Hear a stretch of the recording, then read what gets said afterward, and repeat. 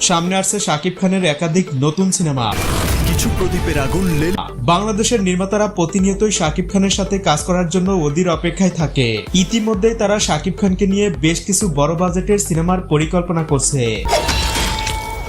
এর মধ্যে আছে অনন্য মামুনের শের। সম্প্রতি তিনি একটি পোস্টের মাধ্যমে জানিয়েছেন, আরে ভাই, শের মানে বাঘ না, শের একটা দুর্ধর্ষ গ্যাংস্টারের নাম।